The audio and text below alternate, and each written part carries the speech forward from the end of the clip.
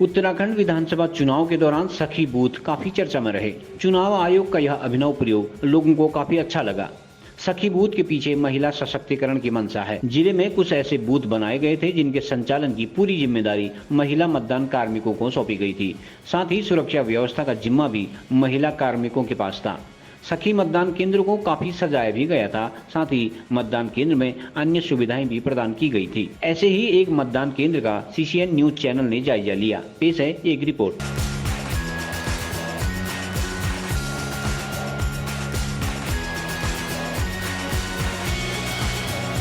अभी हम खड़े हैं बागेश्वर के एक ऐसे बूथ में जिसको सखी बूथ का नाम दिया गया है और यहाँ हम दिखाना चाहेंगे कि यहाँ पूरा जो ये बूथ है बिल्कुल शादी की तरह यहाँ पर सजाया गया है। यहाँ पर चारों ओर कनात लगी हैं, मतलब पताके लगे हैं और इसको बहुत उससे सजाया गया है।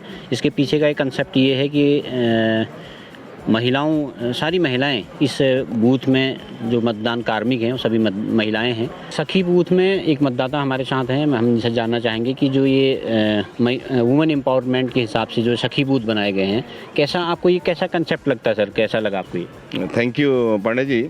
जैसा कि आपका जो प्रश्न है ये वाकई इस समय की स्थितियों को देखते हुए ये सखी बूथ जो है ये वाकई एक मील का पत्थर साबित होने वाला जैसा है, क्योंकि महिला सशक्तिकरण की बात तो हम करते हैं लेकिन उसको धरातल पर ढंग से उतारते नहीं है। ये उसके लिए पहला कदम है, जिसके लिए मैं निर्वाचन आयोग और जिला प्रशासन को मैं बहुत साधुवाद धन्यवाद देता हूँ।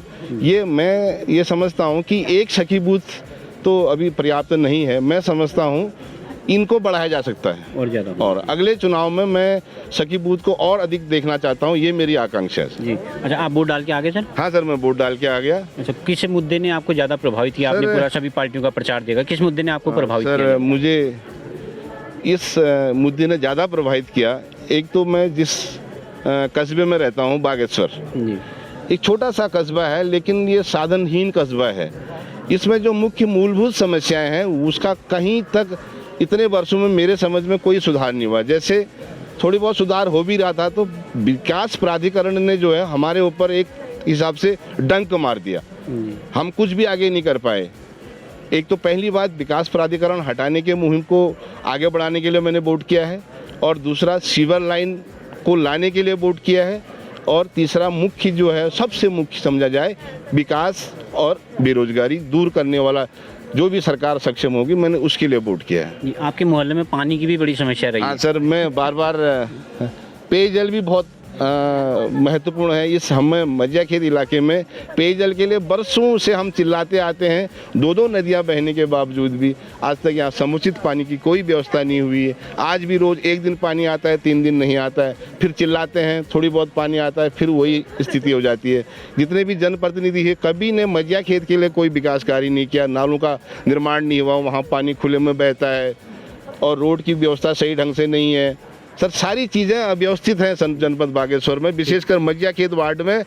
किसी भी जनप्रतिनिधि, चाहे वो किसी भी पार्टी का रहो, कोई समुचित विकास कार्य उसने नहीं किया। ठीक, धन्यवाद सर हमसे बातचीत करने के लिए। इसका लगता है कि आपने जो है स्थानीय मुद्दों को ध्यान में रखते हुए आपने वोट किया है। राष्ट्रीय मुद्दे इनके लिए बहुत ज़्यादा प्रभावी नहीं है। इनका मतलब कहना का मतलब यही है कि राज्य के जो मुद्दे हैं, जो स्थानीय मुद्दे हैं, उनके आधार पर उन्होंने वोट किया है। एक और मतदाता हमारे साथ हैं, हम उनसे जानना चाहेंगे। सर, ये सखी बूथ वाला कंसेप्ट आपका कैसा लगा आपको कि सारी महिलाएं हैं यहाँ पर? हाँ, ठीक है, अच्छा है। और दूसरा ये सर, आपने वोट डाल दी ना? हाँ, वोट डाली। तो किस मुद्दे पर आपने वोट डाली? क्या आपको ज़्यादा प्रभावी मुद्दा यहाँ पर लगा?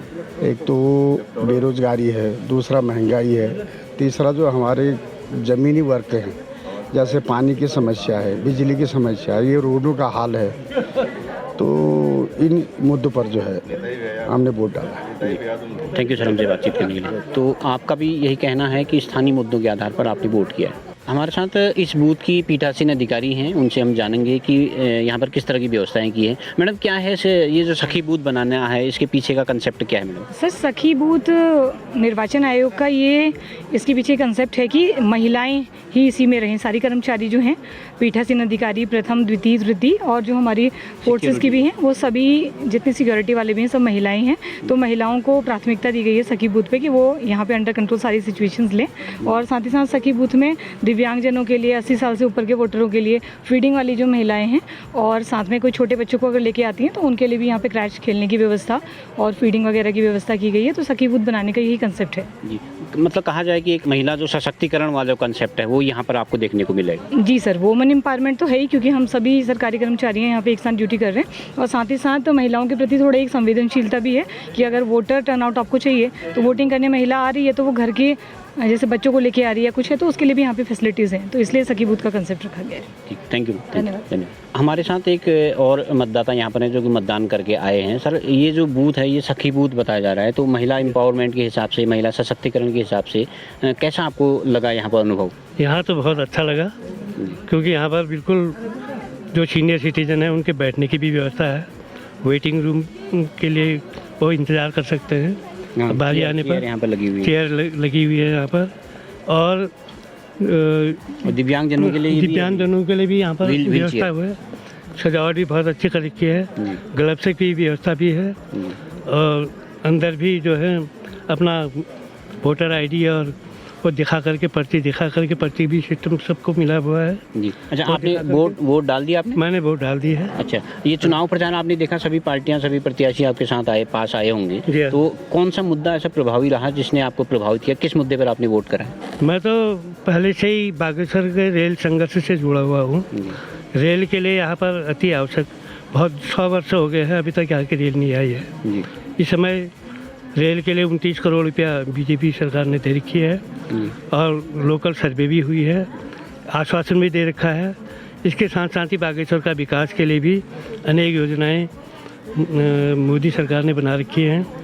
तो जब बागेश्वर का विकास भी होगा तभी जो है यहाँ सुविधाएं बढ़ेंगी और लोगों का पलायन रुकेगा, बेरोजगारी की समस्या दूर होगी, शिक्षा का उन्नति होगी, लोगों को आगे बढ़ने का अवसर मिलेगा। जी, अच्छा, एक और मतदाता हमारे साथ है। सर, आपने वोट डाल दिया? जहाँ वोट डाल दिया। अच्छा, आपके पास बहुत सारे प्रत्याशी भी आए होंगे, बहुत सारे राजनीतिक दल भी आए होंगे, कौन सा मुद्दा ऐसा प्रभावी कर गया आपको जिस आधार पर आपने वोट डाला? आपको मालूम ही है मैं टनकपुर बागेश्वर रेल संघर्ष समिति से जुड़ा हुआ हूँ।